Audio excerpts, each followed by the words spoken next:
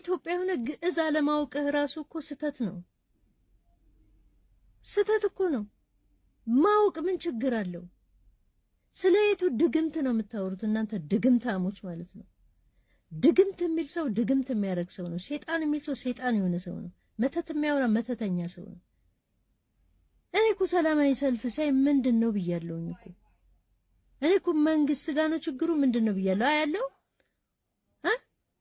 ግዕዝ ተማሩ አንማርም። ወደህ ነው እንዴ ብታገኝ ትማር? እኔ እማራለሁ። ይገርምሃል እንዴ ግዕዝ መማር ምን ችግር አለው? እውቀት በዚህ ምድር ላይ እኮ እውቀትን የሚያህል ነገር የለም። መማርን የሚያህል ነገር የለም። እናንተ ደንቆሮች ማለት ነው ነገሮችን ከብዙ ነገር ታያይዛላችሁ። ድግምት ቋንቋ አለው እንዴ? ጥንቆላ ቋንቋ አለው እንዴ? እናንተ ናችሁ የምታውቁት እንግዲህ ጠንቋዮቹ። ጠንቋይ የሆነ ሰው ነው የሚያውቀው። ምን ጉድ ነው? ኧረ ምን ጉድ ነው? ኧረ ምን ጉድ ነው ያገሬ ልጅ? ኧረ ምን ጉድ ነው? ኧረ የትኛው ፕላኔት ላይ ወጣን እንኖር? የእውቀት ጾመኛ ሁሉ ጆሮውን ደፍኖ ቢያለቅሰው ግዕዝ ባይተዋር አይሆን መጤ ቋንቋዎች ነክሰው በፍቅር እያነበቡት ተጽፎ በግዕዝ ፊደል መልሰው መቃወማቸው በእውነት ድንቁርና አይደል? አንዱን ልጣል እያሉ ደግሞ አንዱን ማንጠልጠል ወተቱን እየጠጣችሁ ላሚቷን እንደማብጠልጠል ታንኳው ላይ ተቀምጣችሁ መቅዘፊያን እንደማቃጠል በእውነት ስለሚቆጠር ውጡ ከዚህ ጥላቻ። ለመተት ለጥንቆላማ ማን ነው እንደ ቃልቻ? ከእውነት ዓለም መንነህ በጭፍን አትሩጥ ቁልቁል። ስማኝ በአረብ ቋንቋ ነው ሸሃረብ የሚጠነቁል። በመተት በባዕድ አምልኮ ሕይወቱ እንደሚዳክር በብረት አይኗ ያየችው የማዳም ቅመም ትመስክር። ለኔስ ልዩ ነች ድንግል ማርያም፣ ለኔስ ልዩ ነች እመብርሃን። ፈልጌ ፈልጌ ላንቺ ምስጋና አላገኘሁም፣ ላንቺ ምስጋና አላገኘሁም። ልቤ ሲያበቅል የኃጢአት አረም አልተወችኝም። ከቤተ መቅደስ እጇን ዘርግታ ትጠራኛለች የኔ መከታ። ለኔስ ልዩ ነች ድንግል ማርያም፣ ለኔስ ልዩ ነች እመብርሃን። ፈልጌ ፈልጌ ላንቺ ምስጋና አላገኘሁም፣ ላንቺ ምስጋና አላገኘሁም። ማት ይመጣል መከራና መቅሰፍት ይበዛል የሚል አንድ ትንቢት ተነግሮናልና እና እስቲ እሳቸው በኦሮምኛ ቋንቋ ነው ትንቢቱን የተናገሩት። አንድ ወንድማችን ደግሞ ለኛ ወደ አማርኛ ተርጉሞታልና በጣም አሳስቦታል፣ አስጨንቆታል። ሰጋሪን ሞስልት ነው ብዬ ከነ ከሰት ፊውቸሪቲ ብዬ ከናስ kan ጉድሱ ነሞኒ ባየን ስንትን ጉደተን በዘመኑ ውስጥ ያሉትን ነገሮች ነግራችኋለሁ። የምትጸልዩበትን መንፈስ ቅዱስ ለአብያተ ክርስቲያናት የሚናገረውን ጆሮ ያለው ይስማ እንደሚለው ቃሉ 2018 በጣም በክፋት የተሞላ ዓመት ነው ብሎ ንግግራቸውን የጀመሩት ነብይ መሰረት ታየ ቀድሞ ያልነበረ ነገር አሁን እንዳለው ነው ይከሰታል። ቀድሞታው በጣም ከባድና ጆሮ ጭው የሚያደርጉ የመኪና አደጋዎች ይታዩኛል ያሉት ነብይ መሰረት ታየ በጣም በብዙ ቦታዎች ከባድ ዝናብና የሰው ንብረትና ሕይወት ይዞ የሚያልፍ ጎርፍ ይታየኛል ብሎም ተናግሯል።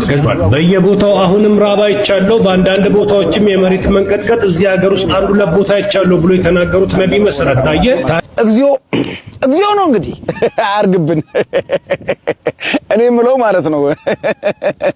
እንግዲህ ትልቅ ሰው ናቸው አንቱ እያልኩ ነው ማወራ። እኔ ምሎት ማለት ነው ይሄ እኮ ዜና ነው እንጂ ትንቢት አይደለም። ይሄ ዜና ነው። ይሄንን በተአምር እግዚአብሔር መንፈስ ቅዱስ ለርሶ ሊነግሩት አይችልም። ምክንያቱም የመኪና አደጋ ኢትዮጵያ ውስጥ አሁን የዕለት አሰቃቂ ዜናችን ነው። የዕለት እንደውም ባልሳሳት በአፍሪካ ኢትዮጵያን የምትበልጣት ናይጄሪያ ብቻ ትመስለኛለች። ስለዚህ ያሰፋ መዝገቡ ዜና ስለሆነ ይሄ ትንቢት ሊሆን አይችልም። አሽከርክር፣ ረጋ ብለህ አትቸኩል ትደርሳለህ። ይሄ ምክር ነው የሚያስፈልገው እንጂ ትንቢት አይደለም። ይሄ የመኪና አደጋ ኢትዮጵያ ውስጥ አሁን በቃ ነፍ ነው ያለው። እግዚአብሔር አምላክ ይጠብቀን ነው ሊባል የሚችለው። ሌላኛ አባታችን በጣም ያስጨነቃቸው ነገር ደግሞ ከፍተኛ የሆነ ተሰምቶም የማይታወቅ ኃይለኛ ዝናብ ይጥላል። ጎርፉ ከዚህ በፊት ሆኖ የማያውቅ ጥልቅልቅልቅ ያለ ጎርፍ ይመጣል አሉ። ይህም ትናንትና ያየነው 2018ን ከመቀበላችን በፊት 2017 ዋዜማ ላይ በርካታ የጎርፍ አደጋዎችን አይተናል፣ ሰምተናል። ከዛም ጎርፍ አደጋ እግዚአብሔር አምላክ ጠብቆናል። ስለዚህ ይሄም ዜና እንጂ ትንቢት ሊሆን አይችልም። ዜና እየመጣችሁ እየነገራችሁን ትንቢት ነው አትበሉ ነው። ይሄ ዜና ነው። የስንት ሰዓት ዜና እንደሆነ ብቻ ነው ያላወቅነውና አንዷ ግን ምናልባት ከመንግስት ጋር እንዳጣለው አደራ ላለው ረሃቧ እንዲህ ብለዋል። በየቦታው አሁንም ረሃብ አይቻለሁ። በአንዳንድ ነገር ከመንግስት ጋር እንዳታጣለው ታደራላል። ምክንያቱም ረሃብ የሚባል ነገር ከዚህ በኋላ ኢትዮጵያ ውስጥ ሊከሰት እንደማይችል መንግስት አስተማማኝ ሁኔታ ላይ እንዳለ፣ ከዚህ በኋላ ኢትዮጵያ ረሃብ እንኳን ቢጎበኛት ረሃቧን ራሷን ልታሸንፍ እንደምትችል መንግስት ነግሮናል። ስለዚህ የምን ረሃብ ጠኔ ይመጣል ነው እዛው ምንም ረሃብም ምንም ጠኔም የለም። ስለዚህ ባካችሁ ነቢያት ነን የምትሉ ሰዎች በተቻለ መጠን ዜናና ትንቢት እንድትለዩ ነው አደራም ብለው እና እኚህ ሰውዬ ትልቅ አባት ናቸው፣ እንግዲህ ማክበር ይገባል። ነገር ግን እርሱ ያቀረቡልን ዜና እንጂ ትንቢት ሊሆን ፈጽሞ አይችልም። ስለዚህ ወቅታዊ የመንግስትን የልብ ምት እያዳመጣችሁ የሀገሪቷን ነባራዊ ሁኔታ እያዳመጣችሁ እንዲህ ይሆናል ብላችሁ የምትገምቱ ሰዎች አላችሁ። አሁን በኢትዮጵያና በኤርትራ መካከል ሊፈጠር የሚችለውን ነገር ጌታ ነገረኝ እያላችሁ የምታወሩ ሰዎች አላችሁ። አልነገራችሁም። እግዚአብሔር ለእናንተ ይሄን የሚነግራችሁ ከሆነ ለምን ሌላ ነገር አይነግራችሁም እንዴ? እየሆነብን ስላለው ስንት መከራ ፈተና አይነግራችሁም እንዴ? እግዚአብሔር እየለየ እየመረጠ ነው ለእናንተ የሚነግራችሁ። ስለዚህ እግዚአብሔር መንፈስ ቅዱስ አልነገራችሁ። እግዚአብሔር መንፈስ ቅዱስ እናንተን አያውቃችሁ። ከላስ ከዓለም ጫፍ እስከ ዓለም ዳር ከዘፍጥረት እስከ ምጽአት እስካሁንም ወደፊትም ከዚህም በኋላ ማይደገም አንድ ታምር ዓለም አላት። ልጇ አምላኳ የሆነላት አንዲት እናት፣ አምላኳ ልጅ የሆነባት እጹብ እናት። ይቺ ዓለም ታምር አላት ማይደገም፣ የማትኖር ከዚህ በኋላ ወደፊትም የማትገኝ ከዚህም በፊት ያልነበረች አለች እናት ፈጣሪዋን የወለደች ማነች? ግድሜ ርዕስ ግዕዝ አንማርም አያሳዝንም ወይ? በግዕዝ ስም ቅምጥቃት ግልጽ ማሳያ ነው ይህ የእናንተ ውድቀት። ለካ ተረት እንጂ የላችሁም እውቀት። ያለ ብዙ ዘመን ሀገር የዘረፈው እንደ አየር ላይ ፊኛ ከላይ የገዘፈው እጅ ግልፍ ተረት ለትውልድ የዛገው አሁን በዚህ ዘመን ዘግቶ ወር ደረፈው። የተንኮል አለቃ የሴራ ቀማሪ አንፈልግም ጭራሽ ቄስ አስተማሪ፣ አንፈልግም ጭራሽ ቄስ አስተማሪ። ደብተራና ጠንቋይ ቀሲስም ዘማሪ ስልጣን ተገን አርገህ ምንም ብታዘግም ተገደም መጠመቅ ፈጽሞ አንፈልግም። ይሄ ጥጋባችሁ ድሮስ መች ይመቻል? አብሮ ለመኗኗር በምለት ለመቻቻል ገደብ ሲተላለፍ ሁሉም ይሰለቻል። ለሆዳቸው ሲሉ ስላገኘው ጥቅም ለዚች ትንሽዬ ሕፃን ምን አይነት ክፋትና አመጽ እንዳስተማራቿት ሊገባኝ አልቻለም። በተለይ ወላጆቿ ደግሞ ይህን ግጥም ጽፋችሁ የሰጣችኋት አካሎች መቼም ራሷ ነው የጻፈችው የሚል ሐሳብ የለኝም። ግን ይህን ግጥም የጻፋችሁ ሰዎች የመረዳታችሁን ጥበት ላሳያችሁ ትንሽ ሞክራለሁ። በመጀመሪያ ደረጃ ግዕዝ ቋንቋን በአክሱም ዘመነ መንግስት ኢትዮጵያውያን በጠቅላላ ሲነጋገሩበት የነበረ የቋንቋ አይነት ነው። ቋንቋው ደግሞ በዘመን ብዛት እየጠፋ ስለመጣ ወደ ቤተክርስቲያን ውስጥ ገብቶ ወይም የኢትዮጵያ ኦርቶዶክስ ቤተክርስቲያን ጠብቃ እዚህ ደረጃ እንዲደርስ አድርሰዋለች፣ ወይም እንዳይጠፋ ታድገዋለች ቤተክርስቲያኗ ማለት ነው። ስለዚህ ይህንን ቋንቋ እንደ አንድ ቋንቋ አንድ ሰው ቢማረው ቢያውቀው ሀገሩን ማንነቱን ይረዳበታል እንጂ ከሰውነት አያንስም፣ ከሰውነትም ደግሞ በላይ አይሆንም። ይህ ቋንቋ ውስጥ በቋንቋው ስነ ጽሑፍ ውስጥ የተሰነዱ የተሸሸጉ ሚስጥራቶችን፣ ዕውቀቶችን፣ መረዳቶችን፣ ጥንታዊ ታሪኮችን፣ መዛግብቶችን ግን በራሱ በእውነተኛው ቋንቋ ለመረዳት ለማወቅ እድል ይፈጥርለታል። ለምሳሌ የእስልምና ሃይማኖት አብዛኞቹን ስነ ጽሑፎቹ የተመሰረቱት በአረብኛ ቋንቋ ነው። ያ ማለት ግን አረብኛ ራሱን ችሎ እስልምና ነው ማለት አይደለም። የአረብ አገራት ቋንቋ እንጂ። በዚህ ቋንቋ ውስጥ ግን የእስልምና መጽሐፍቶች መዛግብቶችን ይገኛሉ። እኔ ክርስቲያን ስለሆንኩኝ እስልምና የዘላለም ሕይወት ይሰጣል ብዬ አላምንም እንደ ክርስትናነቴ። ነገር ግን የአረብኛ ቋንቋ ስሰማ አረብኛን ከእስልምና ጋር አላያይዘውም። አረብኛ ቋንቋ ነው። እስልምናም ከመኖሩ በፊት የነበረ ቋንቋ ነው። ከዛ ነብዩ መሐመድ መጣ። ነብዩ መሐመድ ከመጣ በኋላ የእስልምና መጽሐፍት መዛግብቶች በዚሁ በአረብኛ ቋንቋ ተጻፉ። ያንንም ማለት ይችላል። አይሁዶቹ ቋንቋም ከዚህ ጋር ተመሳሳይ ነው።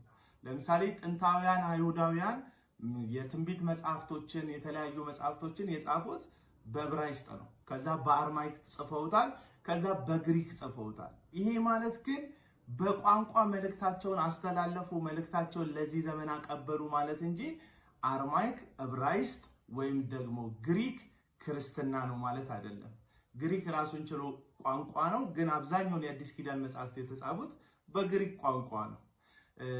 የሮማ ካቶሊክን ብናነሳት የሮማ ካቶሊክ አብዛኞቹ መጽሐፍቶቿ በላቲን የተጻፉ መጽሐፍቶች ነው ያሏት። መዛግብቶቿ የላቲን ቋንቋ ላይ የተመሰረቱ ናቸው። ላቲንኛ ግን ካቶሊክ ነው ማለት አይደለም።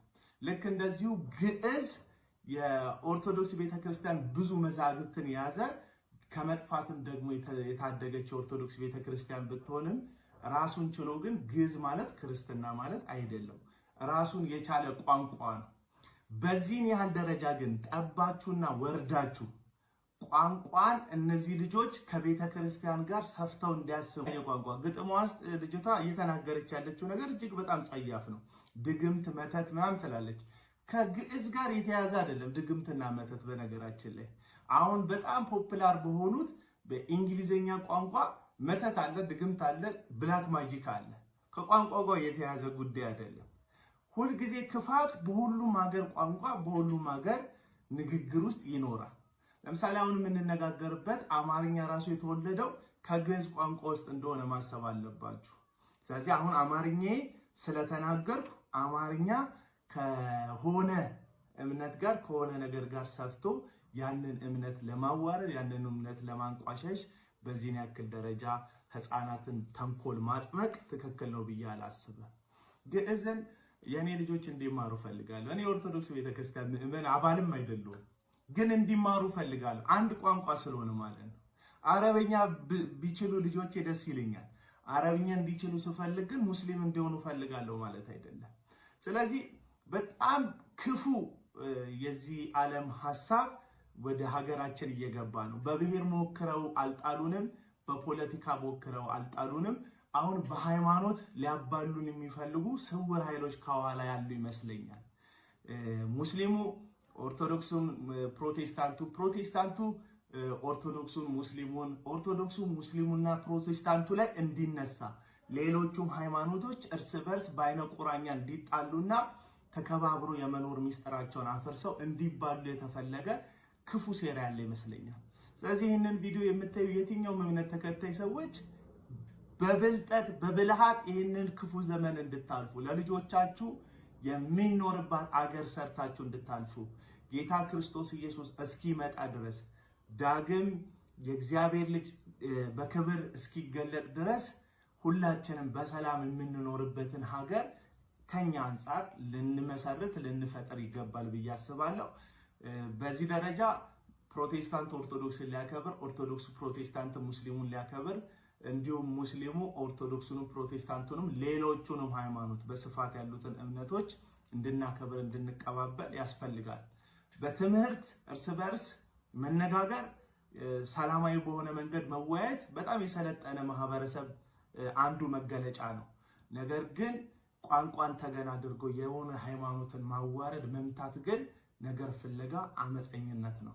ስለዚህ የዚች ልጅ ወላጆች የዚች ልጅ ቤተሰብ ይህን ግጥም የጻፋችሁ ሰዎች ከኋላ ያላችሁ ሰዎች ከቻላችሁ ስለዚህ እኩይ የሆነ ምግባራችሁ ይቅርታ እንድትጠይቁ አመለካከታችሁ እንድታስተካክሉ ጥሪ ያቀርባለሁ። ሰላም።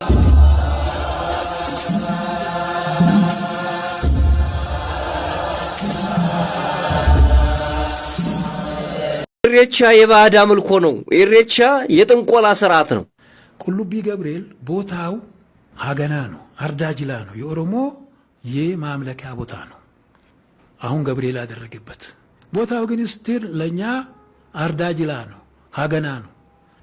ተቀያየሩበት በጉልበት ዋቄፈና በጉልበት መቀየር አይፈልም። ወደ መጣህበት ሀገር ነው የምንመልስህ። የኢትዮጵያ ኦርቶዶክስ ተዋሕዶ ቤተክርስቲያንን እነካለው ማለት ሰማይን እነካለው እንደማለት ነው። ከመቼ ወዲህ ደግሞ የቅዱስ ገብርኤልን ቤተክርስቲያን የኢሬቻ በዓል ነው ማክበሪያ ነው የምትለው? የኛ የቅዱስ ቦታ ነው የምትለው? የምናባህ ቅዱስ ነው ደግሞ በአዳም መልኮ እያመለክ ግንድ በቀባት ነው ቅዱስነት የሚያደርገው። ወደ መጣህበት ሀገር ነው የምንመልስህ። የመጣላችሁን እንጀራ ቀስ ብላችሁ ብትበሉ ይሻላል። ጊዜ ያነሳው ቅቅል ድንጋይ ይሰብራል እንደሚባለው ነው። ከመቼ ወዲህ ነው ደግሞ የኦሮሞ ነው የኢሬቻ ነው ያክ የምትበጠረቀው? ምን ታሪክ አለህና ኢትዮጵያ ውስጥ ያሉ ትልልቅ አባቶችን እንዳታስነካን እንጂ ኢሬቻ ከመቼ ወዲህ ነው ደግሞ ቅዱስ የሆነው? ከመቼ ወዲህ ነው ቅዱስ ገብርኤል ቤተክርስቲያን ደግሞ የኢሬቻ የሆነው? ያው ይሄ ኦርቶዶክሳውያን ሼር አድርጉት። ባለጊዜ ስለሆኑ እናፈርሰዋለን። ቅዱስ ገብርኤል ቤተክርስቲያን በጉልበት ነው የተወሰደው እያሉ ነው። እኛ በጉልበት ሳይሆን ይሄ የተሰጠን ርስት ነው። ይቺ ዓለም እኮ የኦርቶዶክስ ናት። አታውቅም? ኢሬቻ የባዕድ አምልኮ ነው። ኢሬቻ የጥንቆላ ስርዓት ነው። የምን አባህ ኢሬቻ ነው ደግሞ? ውቅሩን ይዞ እንደገና የአንድ ወገን አድሎን በማስመልከት እቺን አንጋፋ ትልቅ ቤተክርስቲያን አንዴ ህዝቧን በህዝቧ እያጋደለ አንዴ ምን እያለ አሁን ደግሞ ግዕዝን በማመስ በእስልምናና በክርስትና መካከል ጦርነት እንዲህ ምክንያቱም ወንድም ከወንድሙ ጋር አጋደለ። አሁን ደግሞ የሃይማኖት ጦርነት እንዲጀመር ፍላጎቱ ስለሆነ ይሄን እያደረገ ነው። ዛሬ ምሽት እንሰራበታለን ግዕዝንና ከሁሉ በላይ ግን እንግዲህ ለአንዳንዶቻችሁ ይህ አስደንጋጭ ሊሆን ይችላል።